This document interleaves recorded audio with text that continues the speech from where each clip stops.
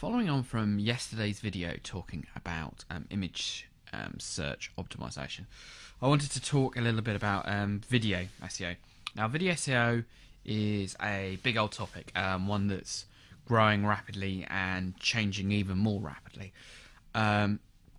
So I wanted to take you through some of the big themes, big topics, give you a bit of a view on my insight, and generally bring you up to speed. I'll start off by saying that there's a great website out there called Reel SEO. So that's spelt real, like a fishing reel or like a film reel. So REEL SEO.com. I've got the website up here, and I'll drop a link in below in the show notes.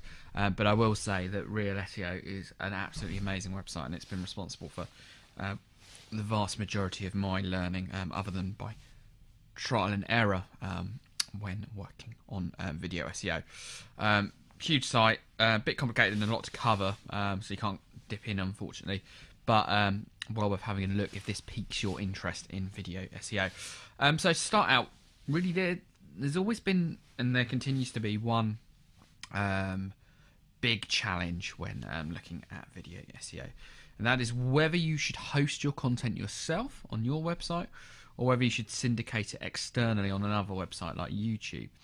Now, with traditional, like, text-based SEO, the argument always went you should put everything on your site and only syndicate things on other sites if you can get a link back in return. That doesn't tend to be the case with video. Now, it used to be that with video, because it was so expensive and complicated to get video set up on your own site, you would tend to go off-site all the time and go to websites like YouTube or Vimeo, or use the video service that we use for the premium podcast, Blip TV, which I recommend quite highly because you can get private videos there off the back of that.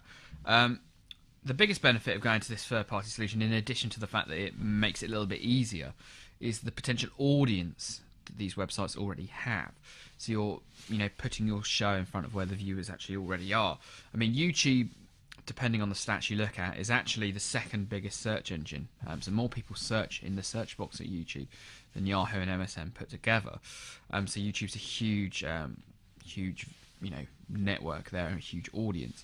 But the downside, or one of the main downsides to that, is the lack of flexibility. So it's not necessarily directly associated with you. You can't use some of the technologies that I'll come on to in later elements of this video, media RSS or video sitemaps. And also there's just the simple fact that it's a step away from your website. Yes, you can put adverts on your video. Yes, you can kind of encourage people to click through to a website with strong calls to action, but they're already that one step removed from your site. So it's effectively not a view on your site. And actually, if you look at YouTube particularly, it's in Google's interest really that people stay within that site or click on an advert. So the purpose of a YouTube video is to get you to stay on YouTube or click on an advert. A purpose of a video that you put on YouTube is to get someone to visit your website. So those two might sometimes be at odds. It is possible to get adverts off the back of it. Adverts that drive people through to your site, and to get click-throughs off the back of having video published on YouTube, Vimeo, and etc. But it is difficult. So which you choose will depend on your particular circumstances. Put simply, if you already have a very big audience, there's a very strong case to keep the video on your own site. If you don't, then it probably makes sense to go to a third-party option. But if you're somewhere in the middle of that, you've got a reasonable size audience, it's a little bit more complicated. In which case, I often treat it a bit like how you would with the DVD versus the cinema. So I would say, put the video on your site initially. So you can use that to attract links to your website. You can use that to show Google that you're the definitive source of the video. And then maybe at a later date, and that might only be a week later or 2 weeks later, once the hype starts to die down, to then also syndicate it out on the other side, so you can get the benefit of the audience that's there as well. Some people, like Gary Vaynerchuk, are big fans of syndicating it far and wide, and they recommend a service called TubeMogul, which I'll drop a link to. Now, TubeMogul is very highly recommended because what it allows you to do is upload a video once, and then type in your password to 5 or 6 different video websites and get your video syndicated out to all of them. Now, unlike text-based content, there are no real duplication penalties really for having your video across a number of different websites. So the argument goes that if you are submitting to YouTube, you might as well submit to Blip, to Vimeo, to Dailymotion, Daily Booth, and all these different ones that are out there. And TubeMogul can help you do that. To move on some of the ranking factors in YouTube, like I say, YouTube is the the world's second biggest search engine out there, but it still works on a very, very basic algorithm in comparison to the main web index.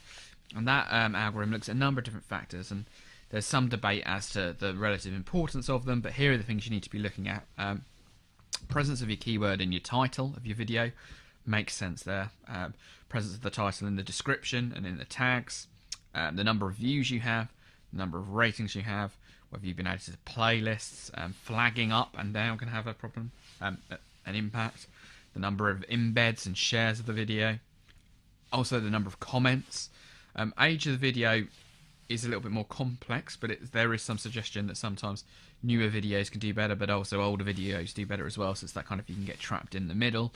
The number of views that there's been to your channel as a whole, so not just that video but your whole channel, the number of subscribers to your channel, and potentially also the number of inbound links to that video as well.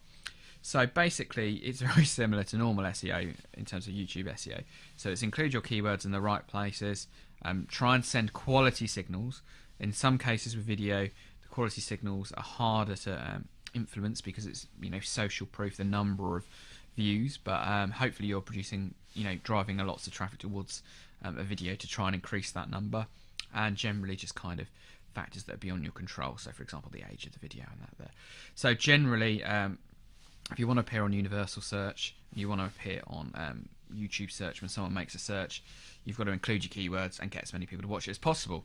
If you do decide to host it on your own site, Flow Player is widely recommended as the best solution to use. I'll probably a bit too complicated to go into full details here, but Flow Player, I'll bring up the website for Flow Player actually to show you.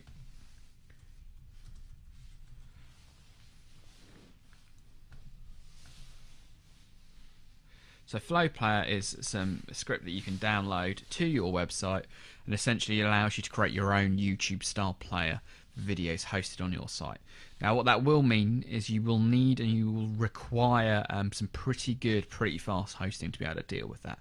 Those of you who signed up for the Premium Podcast right at the very beginning, before we switched to Blip TV, will probably remember that videos took quite a bit longer to download in that first week or two. That was because we didn't have a dedicated video host. We looked into it, and in our case, we felt that Blip TV offered the best mixture of options there. But if you do go down the Flow Player route, you probably will need quite a fast video host there to deal with that. Now, if you've got that video on your own site, there's sort of three things you really want to be doing to try and improve the likelihood of that video to rank. Much of the issues are similar to image search, but there's also three particular topics that are worth looking at. So there's Media RSS, which is a particular add-on to the RSS format, which allows you to specify particular media files being associated with a post. So if all your videos are going to be contained within a blog, which might be the case, you should be looking at Media RSS as a format to explore. Now essentially, if you use a plugin for WordPress like PodPress, which is what we use for the audio podcast, it handles all the Media RSS formats there. Essentially all it does is it takes your standard RSS format and just add a couple of extra fields where you specify the location of your location of the file, the duration, thumbnail sizes, and various bits like that.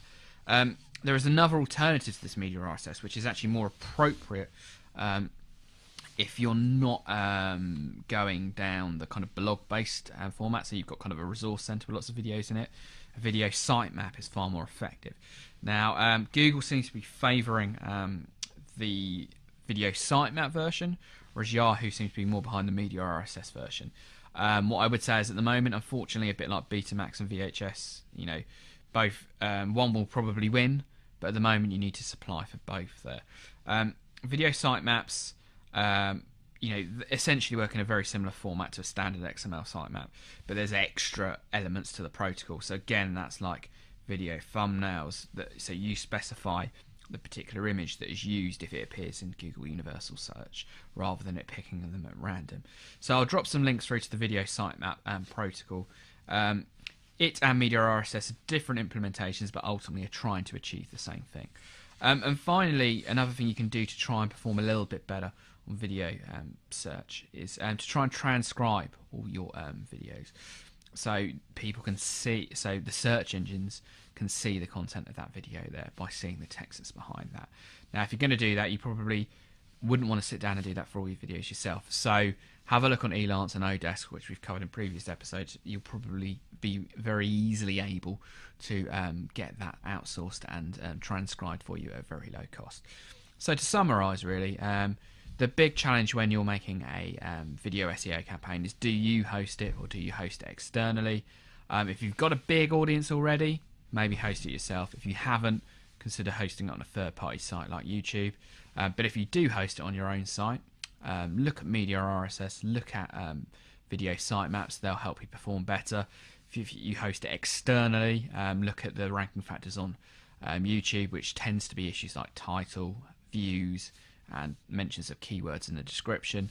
And in both cases, look at transcribing the video, because that'll increase the likelihood of search engines being able to understand the content of your video and what's behind it.